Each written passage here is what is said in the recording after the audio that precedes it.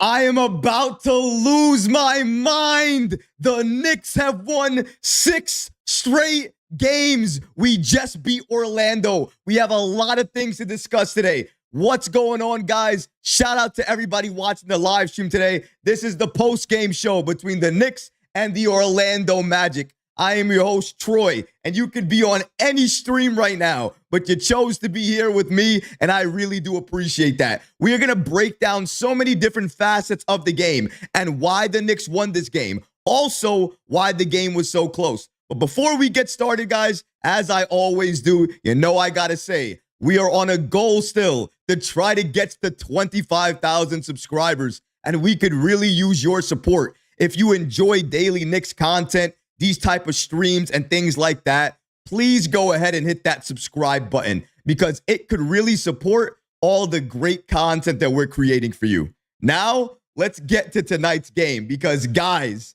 it was a game to watch. Now, I can't lie. I feel like I'm a broken record because I say this so often. Was it not, again, a tale of two halves? The first half and the second half? The consistency aspect here, the defense, and the fact that it gets better over the course of a game versus being good at the start of a game. We're going to have to talk about some of those things. But the main aspect here is that we won the game. And we did it with some of our stars kind of struggling and not doing what they needed to do. Specifically, Karl-Anthony Towns, which in my opinion, that first half that we saw tonight against Orlando was probably his worst first half as a Knick. Have not seen it before. I doubt that I'll ever see that again. But we needed somebody to step up. We needed a win tonight because there is no way we were going to let this win streak go. So who did we look to?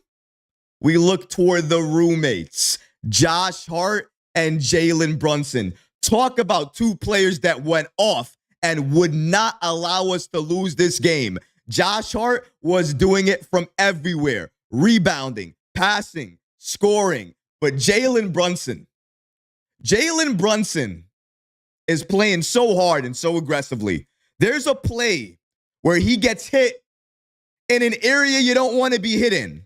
And after that happens, it's like a flip switches and he proceeds to break down the Magic, their defense, and anything that they're throwing at him. He is passing the ball, getting others involved, scoring the ball, and helping this Knicks team get that victory. The way we played defense in that third quarter, the way we were able to take down the Magic in that third, headed into the fourth with our defense, taking out Jalen Suggs, who's really the life of that team. When he went out, that's when the game was over. The Knicks took over, and we won this game. 6 straight W's, and we are not done yet. We still have other games to win and more games to add to this win streak. But tonight, it's all about the Knicks beating down the Orlando Magic. We're going to break down exactly how the Knicks did that today. If you're not already subscribed to the channel,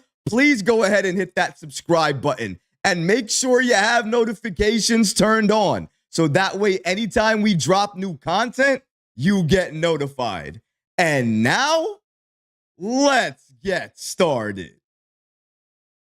The Knicks take over the second half and beat Orlando for 6 W's. Now, this was the game that the Knicks needed to win because if you look at all of the current games they were going to play, Orlando was going to be the toughest just because of the way they play. They're a very scrappy team, a young team, and no matter who they have on their roster, they are always aggressive. Seemingly always aggressive against the Knicks. Now, before we continue here, we have a super chat that I want to get to, so I want to give him some praise here. Shout out to Sheldon Blackman for giving us that $2 super chat, and he says, the New York grit. Let's go Knicks. Can we argue?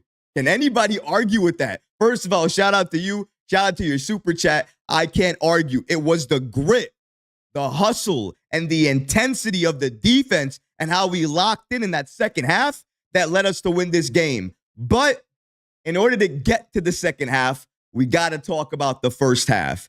And the first half, now I don't know if it's an experimentation with the Knicks or what, but the first quarter seems to be a feeling out process. where they try to understand where the other team is playing and where they need to play. Now, I don't know if that's the case or not. I'm just noticing that in the first quarter, we're always starting out a little bit slower than we do in the second, the third, and the fourth. We also turn the ball over quite a bit in the first, either trying to experiment, figuring out things that are going to work and what's not going to work. Again, I'm not too sure why, but we're getting off the slow starts, and we have to fix that. Not to say that we're not staying in games or the game's not close. I mean, by halftime, we were tied, but we were tied to a Magic team that's missing 3 of their best players, all due to injury. We have to put things in perspective here if we're going to talk about the game right. That's why being tied with the Magic at halftime was kind of like feeling like you were down at halftime, because the Magic should not be a team that's close to us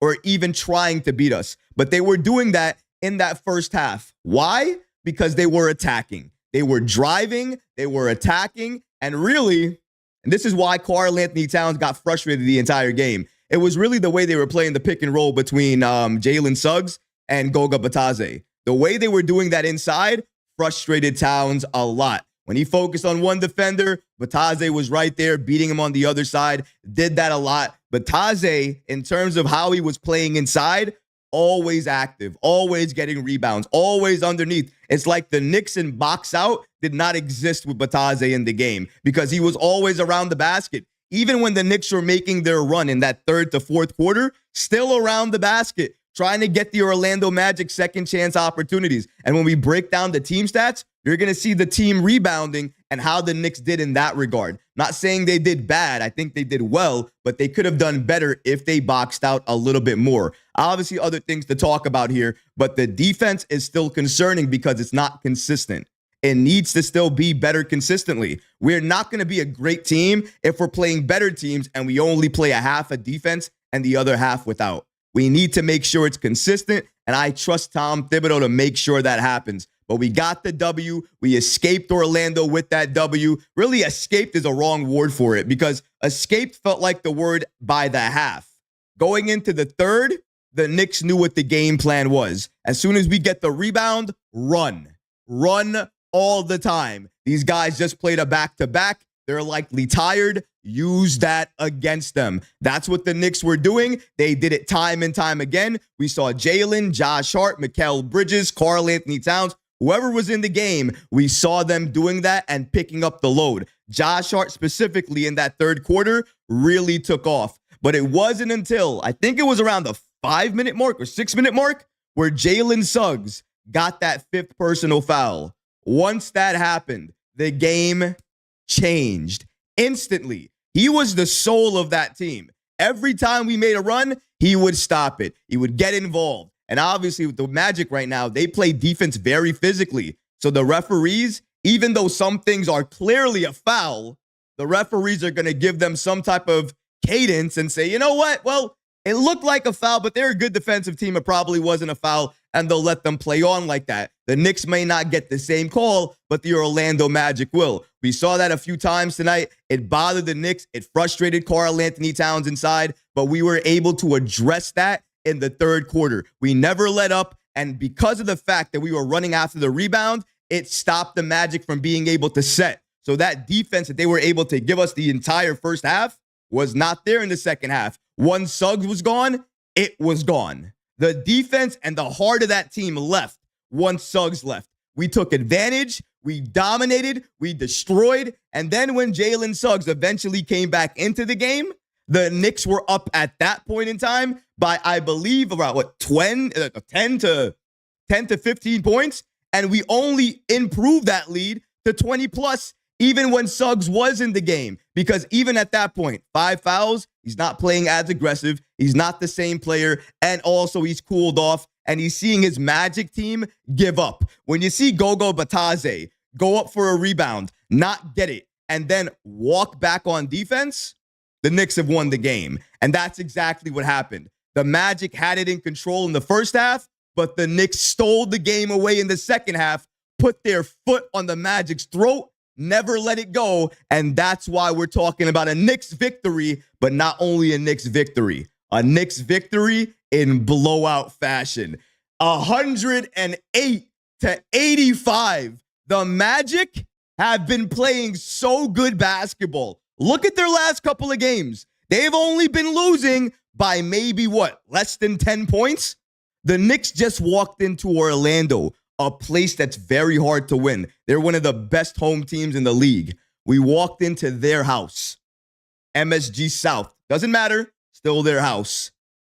We held them to 85 points and scored 108 points. Dropped 108 on their heads. Blew them out. They didn't have an answer. No matter what they tried, they couldn't do it to us. Last time they got blown out like this was at MSG. Who do they play at MSG? Oh, yeah, the Knicks. So every time they played the Knicks, they've got blown out.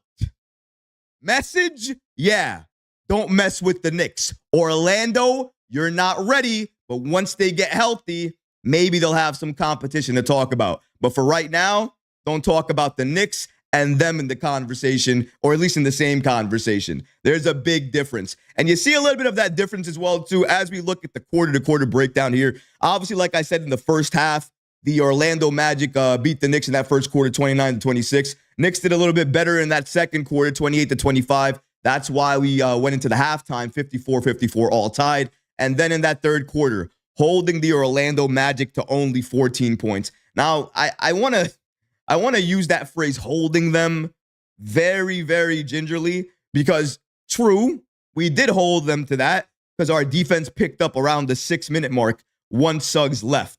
But before that, I think one of the things we have to talk about and acknowledge is that Suggs really was going off, and the defense was there, but not really. So a lot of other teams were taking a lot of shots. A lot of other players were taking a lot of shots, but they were missing a lot of those shots. And when you miss shots after working so hard to create it, it really takes away from your confidence. And we saw the Knicks take advantage of that.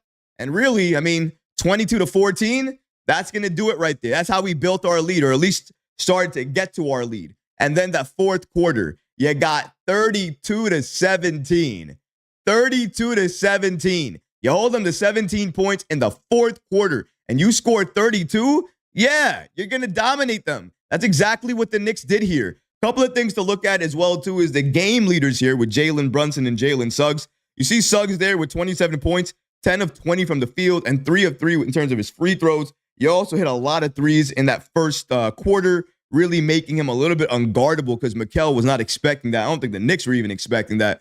Jalen Brunson, though, had 26 points, 11 of 21 from the field, 4 of 6 from the field. We'll go over some more of his stats a little bit later on as we get to some of the more of the players and what they've done.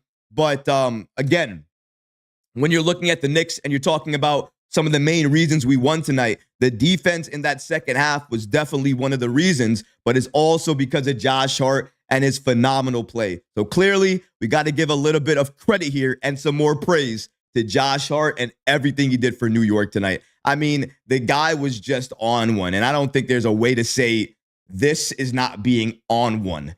23 points, 13 rebounds, 2 steals, shooting 64% from the field. And mind you, the Knicks win this game while shooting 4 of 15 from 3. Yeah, we're going to get to that stat. Had more turnovers than assists as a team. Yeah, we're going to get to that. And missed 10 free throws. I don't know why they're free when we just keep missing so many of them. But we did all of that. All of that happened. Karl-Anthony Towns not having his best game. And we still won by 23 points. And Josh Hart, by the way, has 23 points.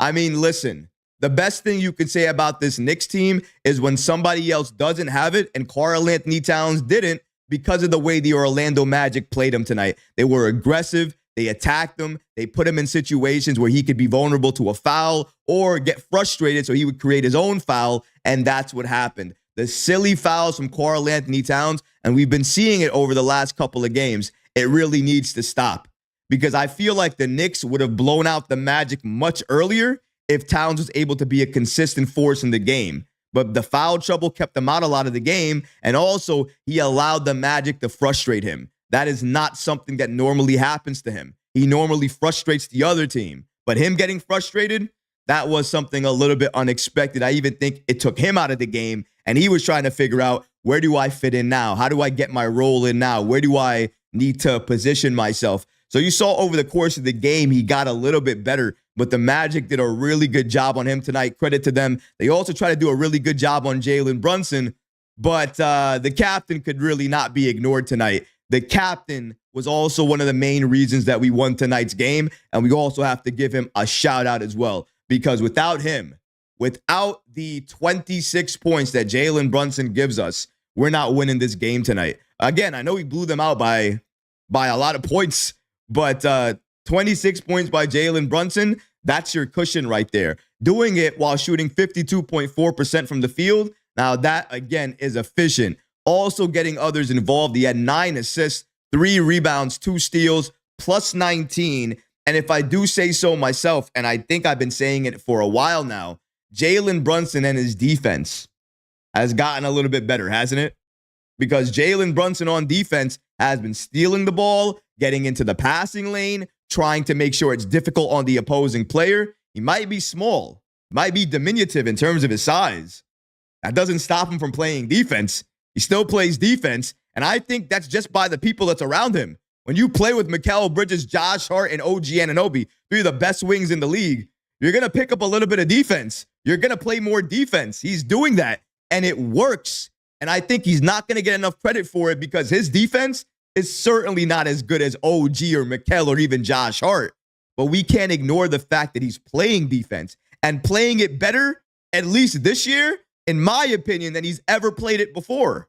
So credit to Jalen Brunson for everything that he's doing when he's on the floor, finding his teammates, scoring the ball, but playing aggressive defense as well. You can't run through Jalen Brunson because even if you try to do that, he's going to try to pick up a charge. Jalen is starting to become a threat on every level, and I love that more than anything else. His points going into that third quarter when the offense really wasn't there. I'm not saying he wasn't offensively gifted or wasn't thinking about his offense in the first half. He was, but not as much as in that second half. In that second half, he really picked it up. He really turned it on, and he was destroying the Magic inside, letting them know, if you're going to guard me one-on-one, I'm going to destroy you. And if you throw a couple other defenders at me, I'm going to find a way to find somebody else and get them open. And he was doing that beautifully, really, really well. So I like what I saw from Jalen Brunson tonight, and that's something we got to mention.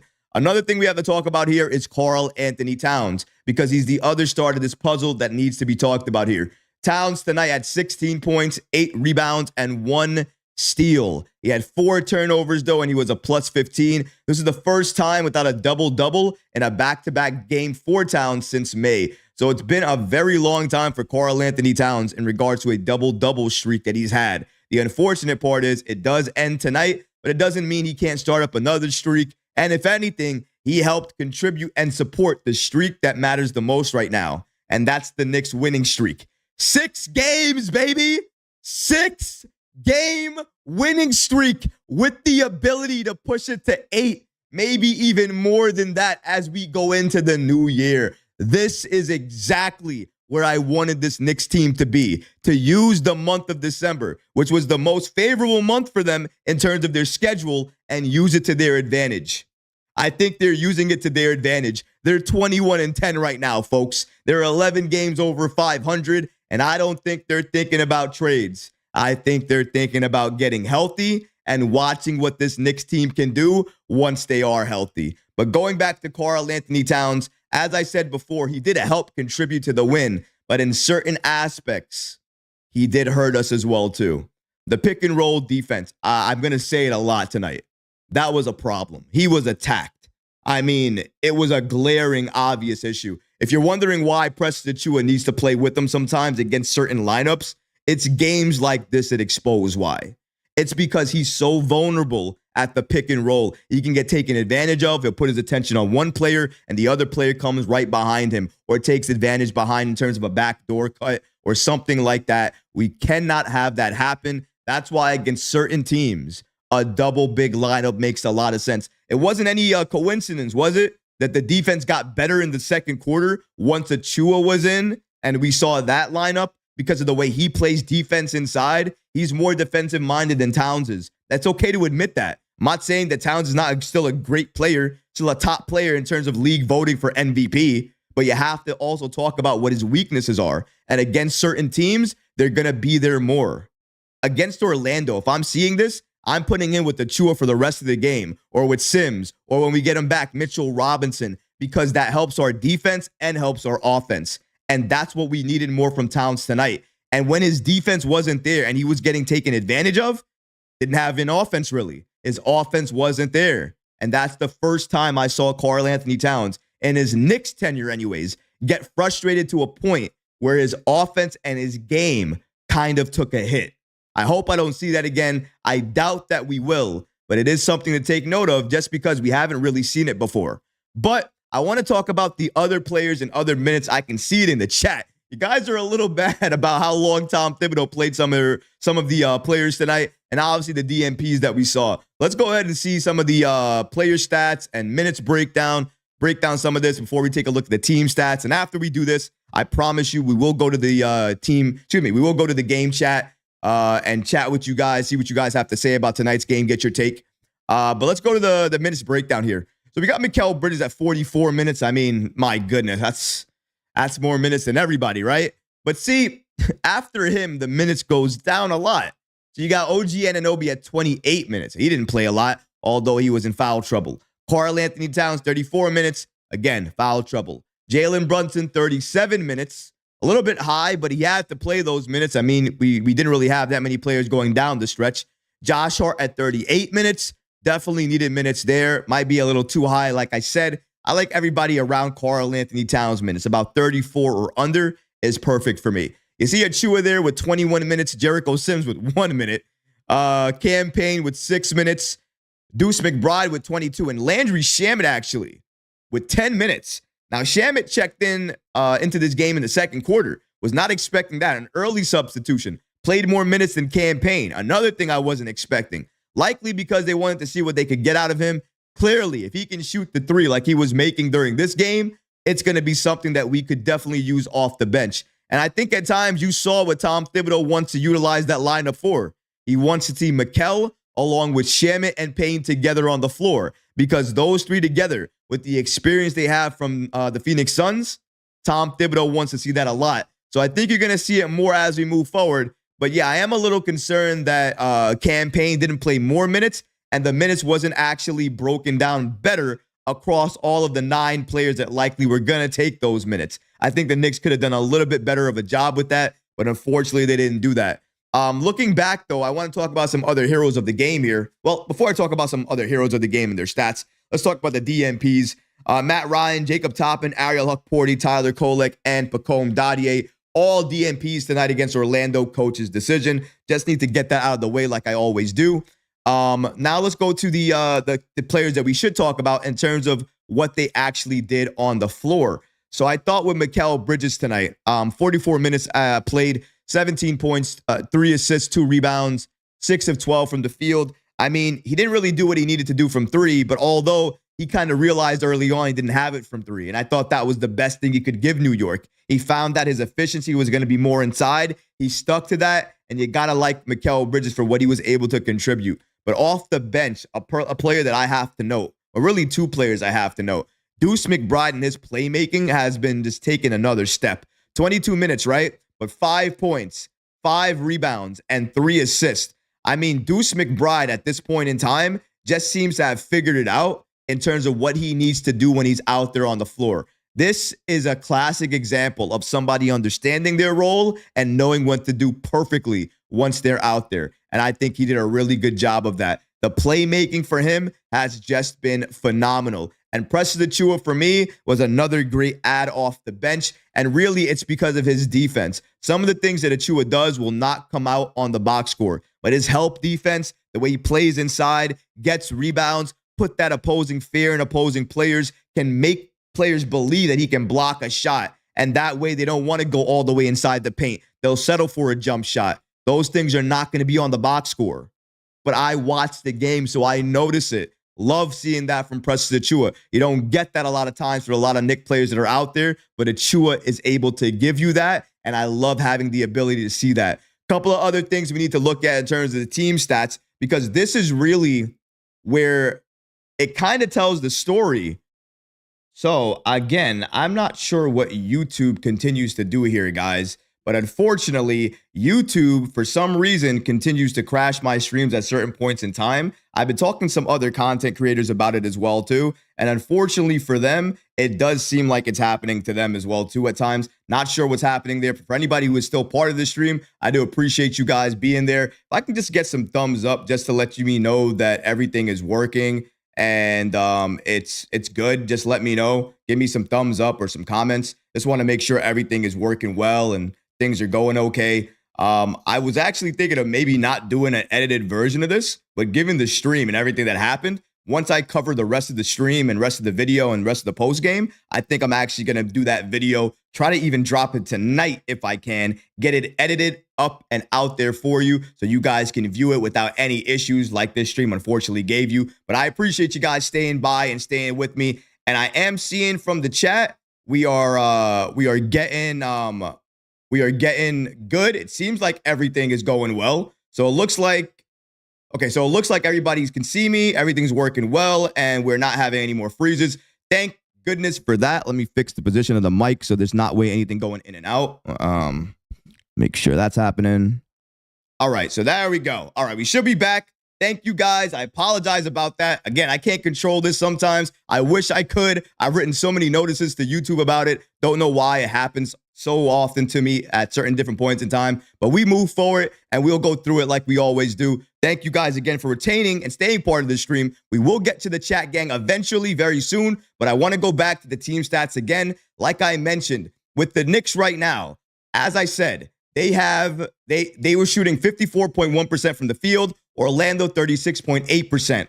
With the Orlando Magic, 30.3%, 26.7%. So not that much better for the Knicks in terms of shooting three-pointers. But when you look at the rebounds, the Knicks at 44 rebounds, the Magic at 32 rebounds, and then they're able to force 17 turnovers. Let's not look at the fact that the Knicks turned the ball over 19 times. That in itself is a major problem that we're going to have to take a look at and talk about. Because honestly, nobody wants to talk about the Knicks having that many turnovers. So that's a little bit more eye-opening. But the reason we won tonight's game was because of the way we shot that ball inside the paint, where we didn't settle for threes because they just weren't going down, and we were out-rebounding them really in that second half. In the first half, we might have out-rebounded them, but it was only by maybe 1 or 2 rebounds. Now you can see there, by 12 this time around, and that's with Tal's not having a very good game. He didn't even have a double-double. So that's important to note here. We still won the rebounding war, and that was the main reason why we won this game. Other things to talk about here in terms of the team stats, but we have to look at the rest of this stuff to see exactly where the Knicks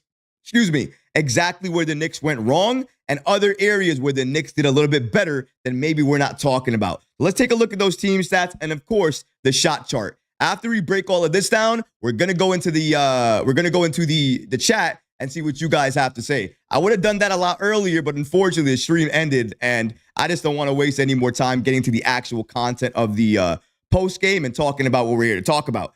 So going to here now and just breaking down this a little bit further here when it comes to the team stats. Now, one of the things I want everybody to take note of here is the amount of team assists that we had. The Orlando Magic had 20 team assists. The New York Knicks had 18 assists. That's not okay. You can't have 18 assists as a team and think you're going to win a game. That is terrible. I'm not saying we weren't trying to pass the ball. At times we were just not hitting those shots. But we cannot stop passing the ball if it's not working during some certain points in time. We have to make the call and say, you know what?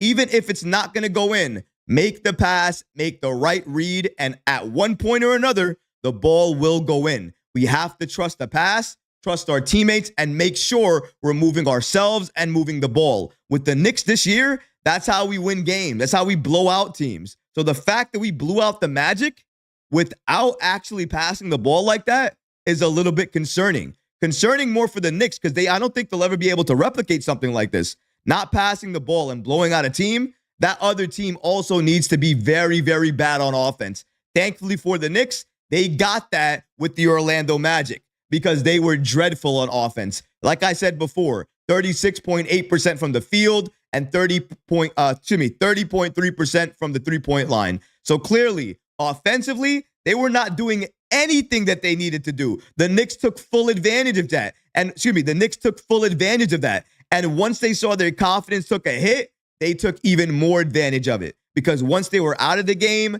they were out of the game. They started feeling that back-to-back. They started feeling those tired legs, and they started seeing the game out of reach.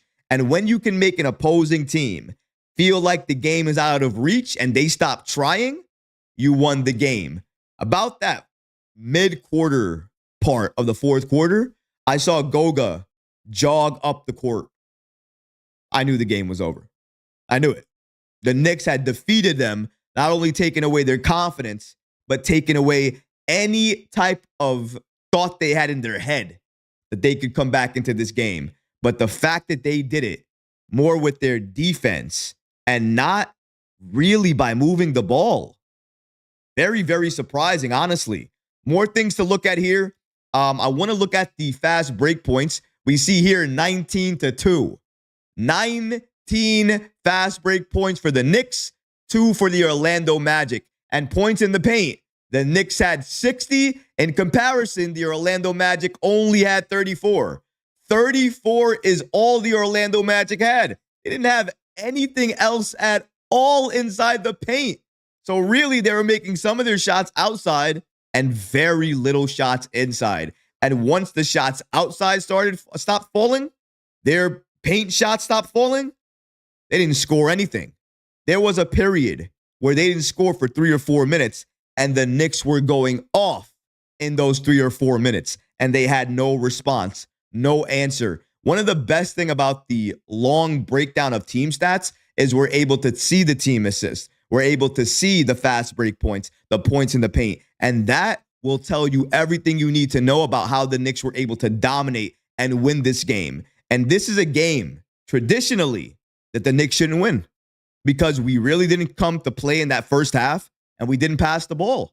But if you look at everything else, we did everything else right. We came to play in that second half, and thankfully, because we were playing against the Orlando Magic, they couldn't make a shot to save their life. And we were able to take advantage of that and win. Also, with Jalen Suggs getting into foul trouble, that really changed the entire game and allowed the Knicks to that really changed the entire game and allowed the Knicks to pick up the victory, win this game, have 6 straight W's, and now move on to tomorrow. Yes, I said tomorrow. We have a back-to-back to Washington, where we will play the Wizards, hopefully beating them as well, too, and making it a lucky 7 games straight. I really would love to see that. I'm sure a lot of you guys would love to see that as well, too. But honestly, I love the fact that the Knicks were able to get this W tonight and do it in a way that nobody expected, from players we didn't expect, and in a way with Karl-Anthony Towns not being the hero, with Josh Hart being somewhat more of the hero, and with a lot of the Knicks coming alive in terms of their defense and offense after Suggs goes to the bench, really in that third to the fourth quarter. Phenomenal job by Tom Thibodeau in terms of some of his adjustments, but I do agree. I think he needs to utilize his bench a little bit more, play them some more minutes, so that way we spread the love around and we're not tiring out any other player or any one specific player. I'm still looking at Mikal Bridges, Iron Man, play 44 minutes. I don't like the look of that. Hopefully, moving forward, we can control that. But a W right now is a W, and I will absolutely take it. The Knicks won, baby. Let's go. Go New York, go New York, go. Go New York, go New York, go. Let's go Knicks, baby. 6 straight. I'm so hype about that. I know it wasn't the game that we all expected or we all wanted, but the fact that we got 6 straight, man, I'm so hype about that. This is really going to do it for the end of the post-game show. But before I end it completely, I'm going to jump into the chat gang, see what you guys have to say before I completely close it out. Let's see your take, guys, and what you guys have to say on the bench, the game, and things like that. DL11 says, Knicks own the Magic. Monkey Wrench Built says, got to look up the points from turnovers comparison. That's a pretty good one, actually. I might see if they have that stat available. Thank you, Monkey. Appreciate you. Yuri says, People saying fire Thibs. Where you at now? Those long game minutes come to clutch for stuff like this. The Orlando Magic was gassed out. The minute the second half hit. We are the real dogs. Lupa says this is the only trade I am accepting from the Rockets for Sims is if they give Jayshawn Tate and 2 second round picks for 2026. WEXB says just enjoy the moment, y'alls. Dovid says the Knicks 3-point shooting wasn't great tonight, but in the second half, their defense, it woke up and they attacked the paint. But because the Knicks attacked the paint, they earned a blowout win. Ja says, Troy, the refs tried to give the Magic the game, but they couldn't. I mean, I don't know if they tried to give the Magic the game, but one thing I will say, though, is a lot of those calls, I mean, they obviously were suspect. I mean, they weren't great calls to begin with.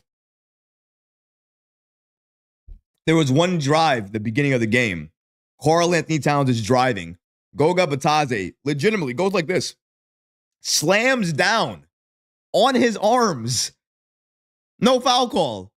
That's a legitimate foul. Even if you're letting teams play, that's a foul. That also led to Karl-Anthony Towns being frustrated. They're not even calling anything for him.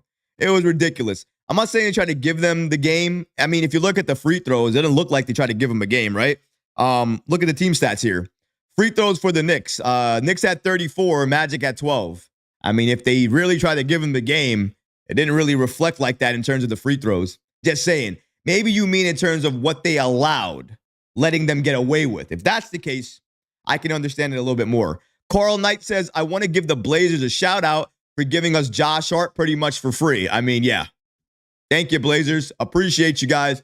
Never will forget when we fleeced you with Cam Reddish and now have Josh Hart, who's putting up numbers like this. 23, 13, 2 on 64% shooting and is one of the best players on our team. Thank you. Dovid says, how about Landry Shamet showing out tonight and Josh Hart being a menace tonight with Jalen Brunson? Great win by the Knicks. Got to agree. I do like Landry Shamet, how he looked tonight. I like how he was picking up full court in terms of defense. That's going to go a long way with Tom Thibodeau. I like the shooting that I saw. I would like to see him play a little bit more, a lot more with Mikal Bridges and campaign. I felt like Tom Thibodeau didn't go enough to that tonight. Maybe that's because of the flow of the game and the fact the Knicks were losing really into that second half. So we're going into the second half. But maybe we'll see it more moving forward. Lupa says, and thank you to Toronto for OG. I mean, really. OG Anunoby's always going to be a menace. Even if he's not doing anything in terms of his offense, defensively, he's always going to be there. And you got to love that. Paul York says, Landry Shamet. Landry Shamet returned tonight. I did mention that he was likely going to get more minutes tonight than he did against the Raptors. I'm glad that was true. I still think that's going to be the case even moving forward against the Washington Wizards when he plays his former team. I think that's definitely going to be the case. He might have a breakout game, and I would love to see that, honestly. Dovid says, thank you, Minnesota, for Towns. Everybody is giving thanks in the chat right now for all of the trades we made to get certain players on our team. And I got to agree. Thanks for everybody in the Knicks front office for getting us the roster that we have right now. Because without this roster, I don't know if he would ever be considered a championship contender. Ja says, Troy, that Christmas game was crazy. One of my favorite games of the year. Honestly, I could not believe it. Mikal Bridges, the unsung hero at the time. Nobody thought it was going to come in terms of his play, his battling against Wemby. And we all found out that 41 sometimes is better than 42. And I'm glad on that day it was for the Knicks. But that was amazing. Let's see if we have any other comments here. If not, we're going to end the show a little bit abruptly and try to get this edit done. Now, I'm going to try to get the edit done maybe tonight. Would you guys watch the video edit tonight if I drop it? Or should I drop it tomorrow morning? I always have a problem with that. I don't know whether you guys want to do it. I think, you know what? If it's going to be by 12 o'clock, I might not drop it. I might wait till tomorrow. But if it's going to be before 12, I might drop it. I don't know. We'll see. We'll see how I feel about things, the clips I'm able to get, what I'm able to add to the entire video, but we'll see how it works. Monkey says, biggest shout out to Dallas for JB, the cap. Letting him walk out of the front door was the best gift we ever knew. Can't disagree with him there. The captain, Jalen Brunson, probably the main reason this entire Knicks organization changed and turned around in the first place. We don't become the team we are today without Jalen making that move. So I agree with Monkey. I agree with the chat. I agree with everybody who's actually here today, right now, chatting with me, whether you're watching this live, whether you're chatting with me via the comments, whatever it is. I appreciate you guys tuning in and giving me your support, because at the end of the day, that's what means the most to me more than anything else. So thank you guys so much for that. Isaiah says, it's sad because I've only seen people talk about Wembanyama, but not Bridges really from that game, because that's all people care about. They rather talk about the alien than the player that doesn't look alien, but was playing alien-like during that game. They rather do that, but it's okay, because New York got themselves one in Mikal Bridges. And if you didn't know, that Christmas game, it basically cured all your worries, all your fears, and now you're likely on board for the Mikal Bridges train. First of all, welcome aboard. Finally, you're here. Second of all, hold on, because it's going to be a very fun ride as we get to the postseason. And that is where you're going to see Mikal Bridges shine. You want to see a better Mikal? Wait until the playoffs. You'll see a better Mikal. Dovin says, this past Wednesday night, Christmas Day, was the best day of NBA games in a day in a long time. From the Knicks Spurs to Warriors Lakers, all classics. Have to agree. I mean, that Steph shot followed by that Austin Reeves lay-in all the way inside the paint. I mean, my goodness, with almost no time left. Yeah, it was very good games on Christmas. If you were watching the games, if you were lucky enough to watch the games, you were definitely gifted. Even with the NFL, with Beyonce and everything she was doing, I mean, you were gifted that way as well, too. Everybody won if you were a sports fan on Christmas. Because whether you love NFL or you love the NBA or you love both, you won in both. If you watched both, you watched any, you won. And I think that's the best thing for the NBA right now, really for television right now. We need that more often. I think that's really going to do it for the comments that we have today. I know it was a little bit shorter comment section than I normally do, but that's really honestly because we're not having that much conversation from the chat at this point in time, probably because it's late, number one. Also because YouTube kind of hit me with that stream issue early on, and that took the wind out of some of this, so we couldn't go to the chat as much as I wanted to. And I also want to make sure I get this video edited and out and get it up for you as soon as possible, whether that be tonight or tomorrow. But this game against the Magic, guys, for me, one of the better games in terms of a second half comeback, because we got to remember, in the second half, we were tied. The Magic were still up until Jalen Suggs goes down. The Knicks didn't have to take advantage of that situation, but they did. I'm glad they did. We're a better team because they did, and we won this game because we did. Don't look now. But the Knicks are 21-10. Don't look now. But the Knicks have won 6 straight games. And don't look now. The chemistry is starting to come all together. And once we start clicking, the rest of the league, they better take notice. I got hiccups right now. They better take notice and watch out. Because if they don't, just like the Magic got run over tonight, the New York Knicks are going to run over that team and every other team as well, too. It's only a matter of time. I can't wait to see what this Knicks team does tomorrow night against the Washington Wizards, because I think it's going to be 7 games straight, and I can't wait to see that. But what about you guys? What did you think about tonight's game? What did you like about tonight's game? What did you not like about tonight's game? Maybe there was something that I was supposed to talk about that I didn't talk about that you wanted me to say. Let me know in the comment section below, guys, because honestly, I would love to hear from you. But that's going to do it for this episode. I hope you enjoyed it. And if you did, go ahead and smash that like button, leave a comment below. And of course, guys, please subscribe to the channel. Until next time, Knick fans, take care of yourself, your families, and each other. Peace and love.